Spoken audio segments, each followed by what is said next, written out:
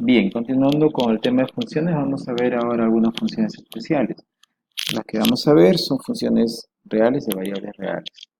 La primera función es la función constante. Aquella función constante es es esta que tiene como imagen el mismo valor siempre. Es decir, para cualquier valor de x, su imagen siempre tendrá el mismo valor c.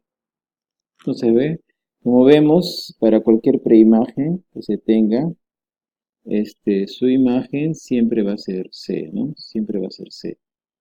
Su imagen siempre va a ser C. Esta es una función constante.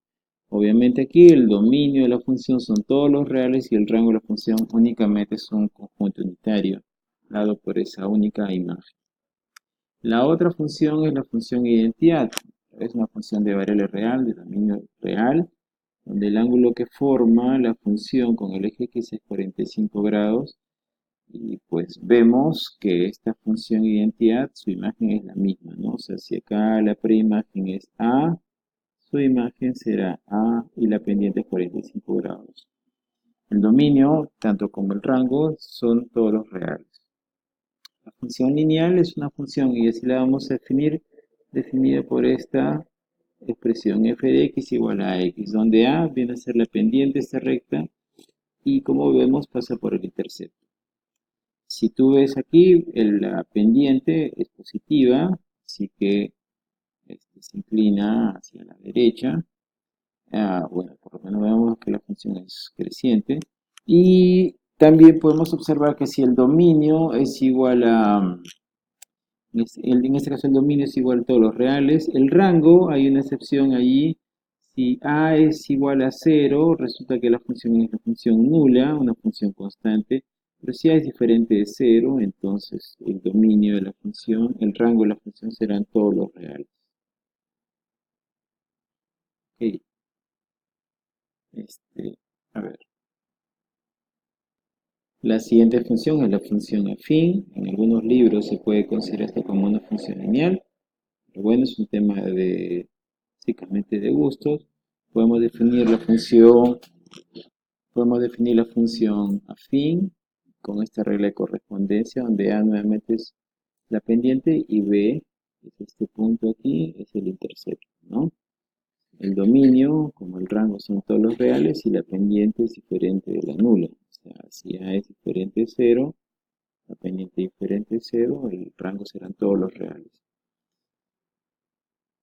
La función cuadrática, una función de la forma ax al cuadrado más bx más c, donde el punto extremo, en el caso de que a sea mayor que 0, es el vértice, donde las coordenadas del vértice son hk, eso sí sabemos. La abscisa de este vértice es semisuma de las bases, ¿no? O sea, menos b sobre 2a, y la ordenada es el valor de la función en esta expresión, en esta abscisa, eso me va a dar menos el discriminante sobre 4 veces a. El dominio, todos los reales, y el rango dependerá del valor de la ordenada, desde k en este caso hasta infinito, y k es la imagen del vértice. Esta es una función cuadrática cuya gráfica es una parábola y para dibujarla es conveniente calcular su vértice. El vértice está dado por esta expresión. Corta el eje X siempre y cuando el discriminante sea mayor o igual que 0. Cortará en un único punto si el discriminante es igual a 0. Cortará en dos puntos si el discriminante es estrictamente mayor que 0. Y el rango pues va a depender mucho de la concavidad, ¿no? Si es cóncava hacia arriba, pues el rango irá desde el valor de k, ¿cierto? De la imagen de k hasta infinito. Si la concavidad es hacia abajo, entonces el rango será desde menos infinito hasta el valor máximo de la función que se alcanza justo en el vértice. Otras funciones, una función cúbica, una función importante para ver algunas excepciones a la regla de los métodos de máximos y mínimos, eso veremos más adelante. El dominio y el rango son todos los reales. La función raíz cuadrada, aquí en el eje Y se comporta como una asíntota. El rango de esta función, como el dominio, va de 0 hasta infinito. esta es la función x al cuadrado, como ustedes pueden ver aquí. Esta es justo simétrica, esta gráfica es x al cuadrado y esta es la raíz de x, y una es el reflejo de la otra con respecto a la recta y igual a x, y esta es una pequeña introducción a funciones inversas. Pero bueno, ahí está la gráfica de la función raíz cuadrada. El inverso multiplicativo, que no es nada más que esta recíproca, ¿no? 1 sobre x, está definido para todos los reales, pero no está definido para el cero, ¿no? Así que tanto el dominio como el rango de la función no admiten al cero como parte de su elemento. Entonces en cero tenemos una asíntota que es vertical y una asíntota que es horizontal. Y como ustedes pueden ver, a medida que x va tomando valores más grandes, pues las imágenes van siendo cada vez más pequeñas, ¿no? Eso es para el lado positivo. El lado negativo igual, ¿no? Se hace más pequeño, pero con un valor negativo. Y bien, les dejo acá un pequeño ejercicio para que ustedes puedan tabular las imágenes de estas funciones y ver cuál es su gráfica, ¿no? Del mismo modo, podrían ustedes hacer alguna experimentación usando, por ejemplo, el programa GeoGebra y ver cómo es la gráfica de cada una de estas funciones. El GeoGebra nos va a permitir ver la gráfica de cada una de estas funciones. Por ejemplo, si ponemos f de x igual a x, esa es la función lineal, yo podría colocar otra función que sea g de x igual a menos x, ahí la pendiente es negativa, menos 1. Voy a poner quizás la gráfica de x medios, la pendiente es la mitad de la anterior, o 2 veces x, cuya pendiente es el doble de la anterior, o menos 2x, pendiente negativa, ¿no? O 10x para que sea más empinado. Ahora cada una de estas gráficas las podemos desplazar verticalmente y sumar eventualmente un valor, ¿no? Por ejemplo, menos 4, para que esa gráfica pueda descender, o sumarle, por decir, 1 para que la gráfica pueda ascender. Y eso asciende tanto como se le indique estos valores, ¿no? Que coincide con los interceptos, porque la función en 0, pues, va a dar estos valores, que son las imágenes para esta gráfica. Muy bien. Lo mismo podrían hacer ustedes con las funciones cuadráticas y ver cómo se va comportando cada una de ellas, ¿no? Eso vamos a ver más adelante cómo se hacen las gráficas o se hacen esbozos de las gráficas dependiendo de si hacemos traslaciones verticales u horizontales, que son cada uno de estos casos. Ahora, una función por partes la vamos a definir así. Una función que en el dominio lo fraccionamos en, como en este caso, dos partes, y pues para cada parte de ese dominio yo tengo una función y para la otra función. Por ejemplo, ¿no? En este primer intervalo, ese sería el dominio de la función f1, tengo la función f1, está aquí. Y en la otra parte tengo otro dominio, vamos a llamar dominio f2, y tengo otra función. Entonces, si yo quisiera graficar estas dos funciones, pues primero separaría el dominio. El dominio va hasta 1, ¿no es cierto? De menos infinito hasta 1 y de 1 a infinito. Tengo ahí el dominio fraccionado. Y cuando es menor o igual que 1, la gráfica debe pasar por 1 y tiene pendiente menos 1, así que esta gráfica debería comportarse así, ¿no? En 1 vale 0. Y de ahí en adelante, cuando x vale mayor que 1, entonces tengo una función cuadrática. Acá vale la pena indicar que aquí es cerrado porque en el dominio el 1 pertenece a este primer intervalo y el dominio de la segunda, el 1 no está en el dominio de esa función, así que x al cuadrado, que eventualmente es una cuadrática, ¿sí? Pues para la segunda parte de la función, aquí, y perdónenme, aquí debe ser abierto, esta función se toma así, esta es una función por partes, ¿no? Donde esta parte de la función es la definida por la función, por la relación x al cuadrado, y esta acá es 1 menos x.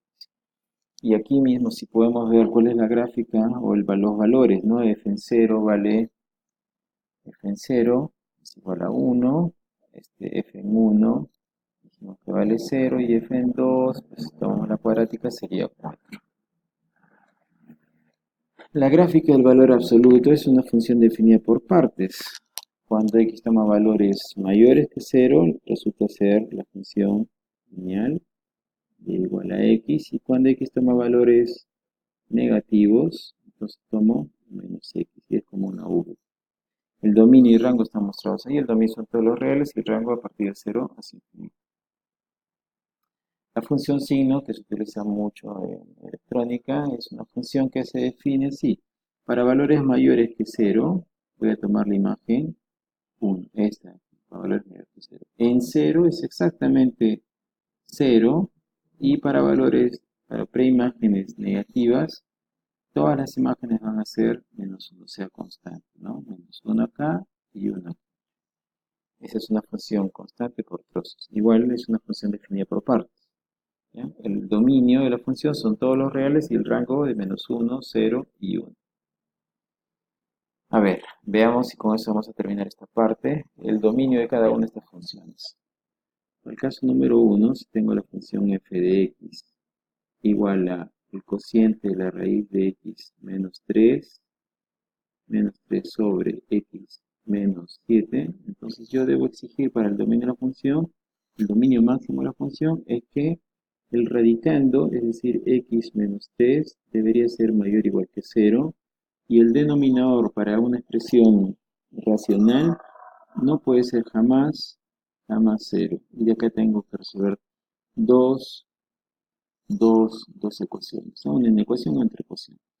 Eso quiere decir que x tiene que ser mayor o igual que 3, y además x jamás puede tomar el valor de 7, por lo tanto el dominio de esta función será desde 3 hasta infinito, pero descartando el valor de 7. El problema número 2, muy parecido, pero el problema número 2, lo que necesito exigir es que 9 menos x al cuadrado, 9 menos x al cuadrado, sea mayor o igual que 0, y además el radicando que está en el denominador, que es 10 menos 3x menos x al cuadrado, sea estrictamente mayor que 0. No puede ser 0, ¿no? Está en el denominador. Entonces, bueno, pues hay que resolver esta inecuación. Esto sería igual a x al cuadrado menos 3 al cuadrado es menor o igual que 0, x menos 3 por x más 3, eso es menor o igual que 0, acá va menos 3, y la 3, y por la regla de los signos hay que tener mucho cuidado, más, menos, más, el intervalo para esta inecuación resulta ser de menos 3 a 3. Y si aquí hacemos algo parecido, ponemos x al cuadrado menos más 3x menos 10, multiplicando por menos 1, se invierte la relación. Esto con aspa 5 sería 5 y menos 2. Así que la forma cuadrática sería x menos 5 por, perdón, x más 5 por x menos 2.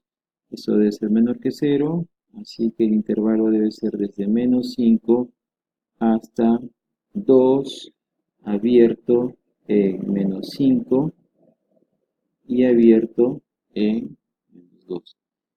Y si yo intersecto ese conjunto con el anterior, entonces tendríamos lo siguiente, vamos a ver, de menos 3 a 3, y desde menos 5 hasta 2. Tenemos este conjunto y este otro, abierto aquí, abierto acá, cerrado aquí, y la intersección sería simplemente este conjunto. Por lo tanto, el dominio de esta función sería el intervalo que va cerrado en menos 3 y abierto en 2. Muy bien, entonces este es un ejemplo de cómo calcular el dominio de la función para una expresión definida, en este caso la función algebraicamente.